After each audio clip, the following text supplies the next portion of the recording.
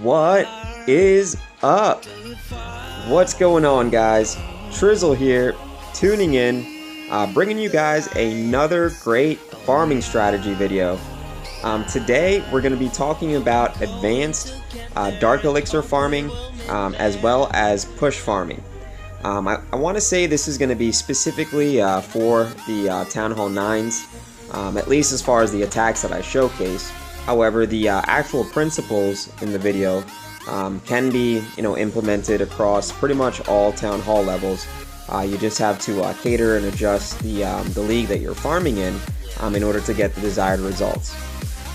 What I'm going to be talking about today, guys, is actually crucial because I see it so many times where we have people that try to join, people that max their defenses, max Town Hall 9s, and you look at their heroes and they are level 10, level 8, level 6 one time I saw.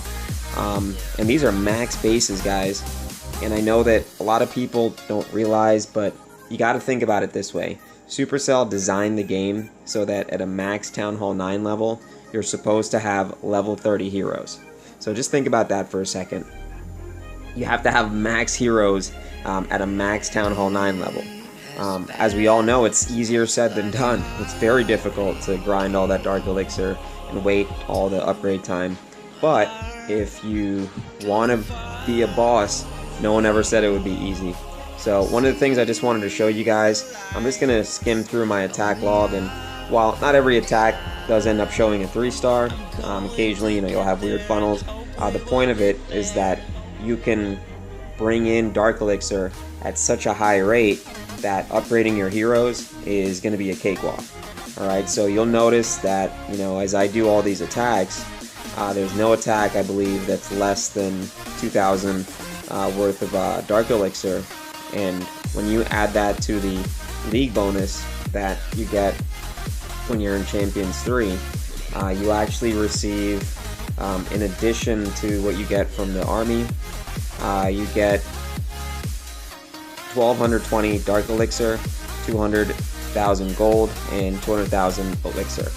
So when you add that up, guys, it goes a long way, and it actually helps pay for the raid, which is why when you're doing these attacks, it's so important that you make sure you hit your raid objectives when it comes to push farming, because just like any other strategy, it takes a few elements, a few objectives, as we all know, that you have to satisfy in order to really be effective with that.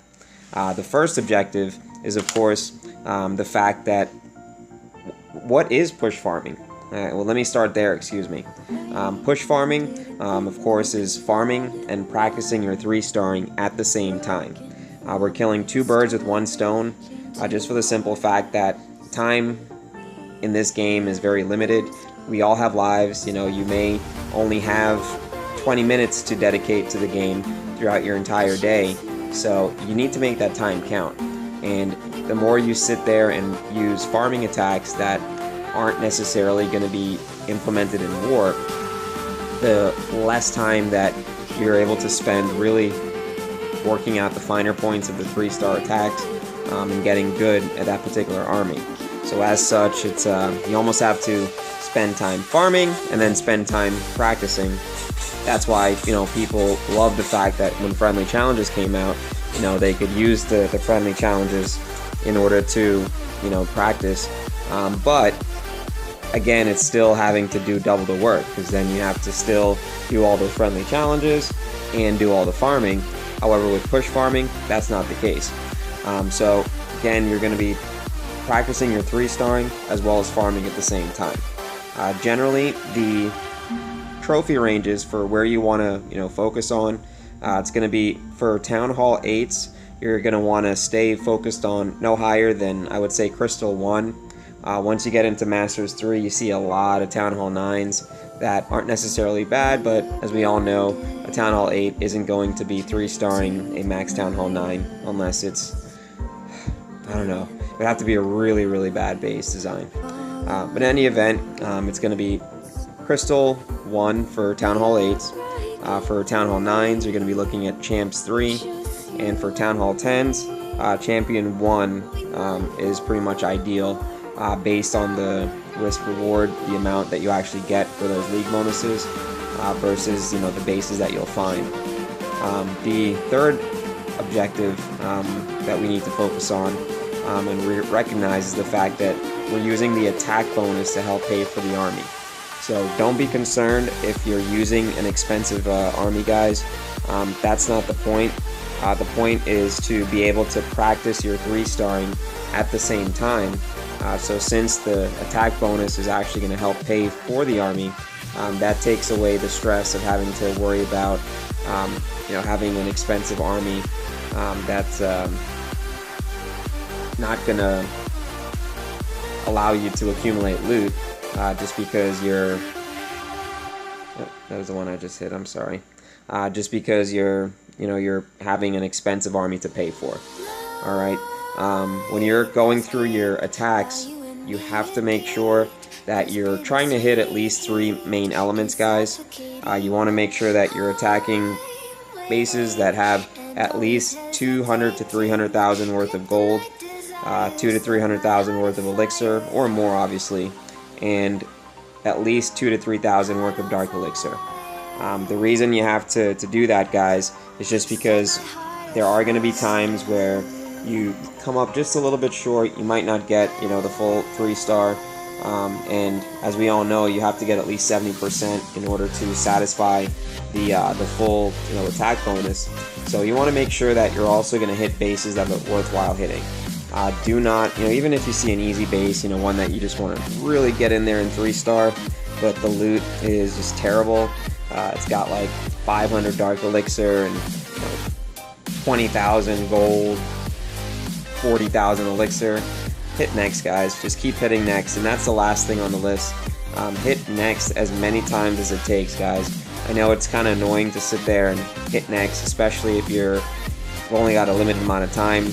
Heck, you might be on the crapper trying to squeeze one out real quick, and you're running out of time. But that extra 2 to 3 minutes that you spend, hitting next, the better off you're going to be, in the long run, because you're going to be trying to be efficient with your attacks anyways. So the fact that you only get a certain amount of attacks per day based on the amount of time you can play, you want to make sure that you're getting the biggest bang for your buck. Alright, so that's the whole point of push farming, guys, is to allow you to really get in there and get the loot, as well as just get comfortable with the particular army. I end up using Drag Lalo with my push farming, not because I use Drag Lalo in war. I know it's kind of counterintuitive. Well, I don't want to say it's counterintuitive, but it's just for the simple fact that with Drag Lalo, there's absolutely no dark elixir in the army cost other than the poison or the rage spell, the poison or the EQ, and because of that, it's all profit. You can hit bases that, let's say, you've been hitting next and you only come across a base that has 1800, so you decide to go ahead and roll the dice because it's got high enough elixir and stuff like that, high enough gold, so you hit it anyways. Here's a perfect example. This was just one where I probably was just trying to get in there and do the attack, to be honest with you, because I generally try to hit at least, like I said, 2 to 300,000 of the gold and elixir. But because of how you're going to be attacking overall, you're still going to come out ahead, guys. I can tell you that as I upgrade my account, there's so much that I can do to max out my base, and I'm almost holding back. In fact, I am holding back because I'm a 8.5 and I don't necessarily want to pull in a max base, even though my heroes are pretty high at now. I wouldn't say high, but they're no longer what I would call baby heroes. My queen is up to 17 and my king actually just turned 14. So it's definitely starting to get to that point where it can do shattered and a little bit more easily and other things like that. But in any event, when you're push farming, guys, the goal is to 3-star bases with loot. And it's easier if you think of it like that, because obviously if you 3-star the base, you're going to get all the loot that the base has to offer every single drop.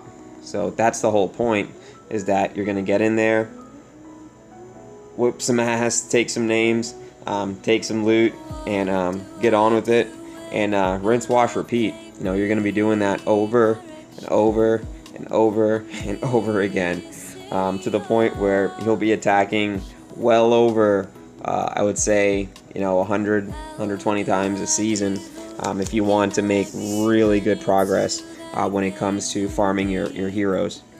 Which is one thing that shines with this particular approach to attacking and farming, guys, is the ability to accumulate Dark Elixir, especially using Drag Lalo with Town Hall 9, which I know I've had a few videos that highlight Drag Lalo, and I know it kind of seems like an obscure attack, something that you won't really see in War much, but as we all know, this game it's all about the complete package. So when we look at the complete package that we bring to War, if we don't have decent heroes, if we don't have upgraded troops, if we don't have well level traps, base defenses, it actually will hurt or help the clan, and as far as War is concerned.